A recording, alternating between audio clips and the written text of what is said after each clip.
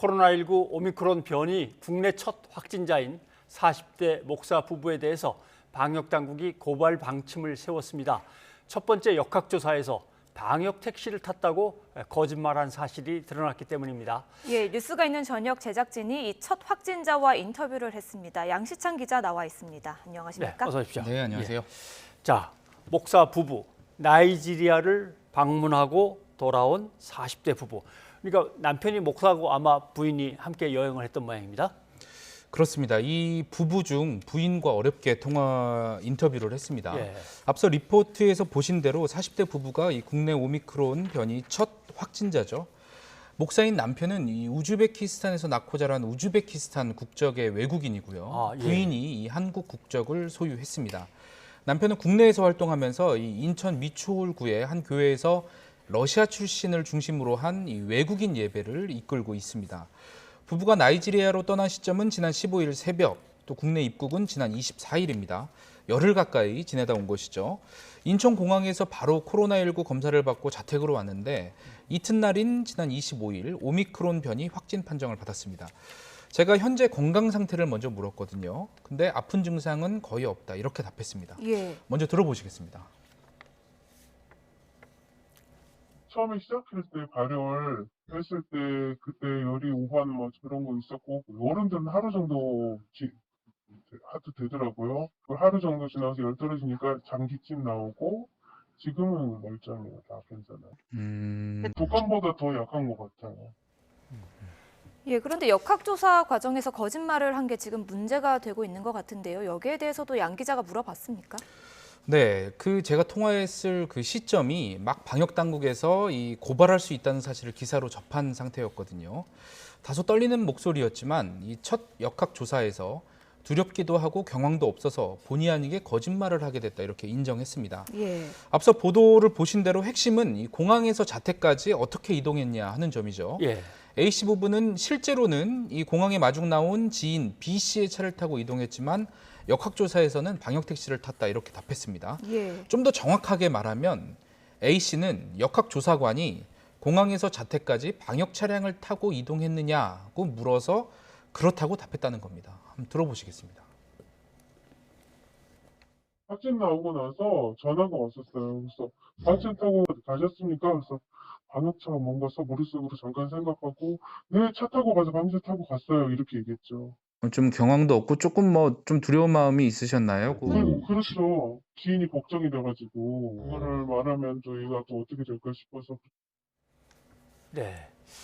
A씨 부부는 이제 외국에 나갔다 들어왔으니까 어느 정도 이제 경각심이 있었는데 아마 이제 방역 당국은 바로 이 마중을 나갔던 B씨가 오미크론 변이 전파에 큰 영향을 미치고 있다. 이제 이렇게 판단을 하는 것 같습니다. 네, 그렇습니다. 근데 B씨도 검사를 받긴 받았는데 한 차례 음성 판정이 나왔다고 하니까 B씨한테 모든 책임을 또 물을 수는 없는 거 아닌가요? 그렇죠. A씨에게 이제 모든 책임 물을 수 있느냐 하는 질문이신데 질병관리본부는 A씨 부부가 이 B씨가 마중 나온 사실을 숨기는 바람에 B씨가 엿새 동안 예. 격리 조치 없이 연수구 주거지 인근 식당이나 마트, 치과 등지를 돌아다녔다 이렇게 발표를 했거든요. 좀 말씀대로 짚을 부분이 그 지점입니다. 이 B씨가 A씨 부부가 확진 판정을 받은 직후 코로나19 검사를 받았고 여기서 예. 음성 판정을 받았다는 겁니다. 이 부분에 대한 A씨의 주장을 들어보시겠습니다. 전화 끊고 너 빨리 가라. 가서 테스트 해봐라. 저희 남편이 그랬죠. 그랬더니 음성이 나왔어요. 질병관리본부도 이 사실을 인정합니다. 지난 25일 코로나19 음성이 나왔는데 하지만 B씨는 닷새 뒤에 다시 이 양성 판정을 받았거든요. 예. 때문에 부부의 거짓말이 큰 문제이긴 하지만 첫 의심 사례인 만큼 이 초기에 접촉을 더 면밀히 파악했느냐, 또 밀접 접촉자인 지인이 처음엔 음성 판정을 받은 부분에 대해서 방역 당국의 책임도 있는 것 아니냐 이런 지적도 나옵니다. 일반 검사자는 이 음성이 나오면 자가격리 없이 일상생활을 하도록 조치하죠. 그렇죠. 하지만 밀접 접촉자로 분류가 된 사람은 음성이 나와도 자가격리에 돌입합니다. 그래서 당국은 이 초반에 밀접 접촉자로 이 B씨가 분류가 됐다면 최소한 이 접촉자 수, B씨로 인한 접촉자 수는 줄일 수 있었다는 설명입니다. 들어보시겠습니다. 검사는 받고 난 다음에 예. 밀접 접촉자는 자가격리가 돼야 되잖아요. 그냥 검사 받은 거예요. 지금은 원에서 어디든지 가서 검사 받을 수 있잖아요.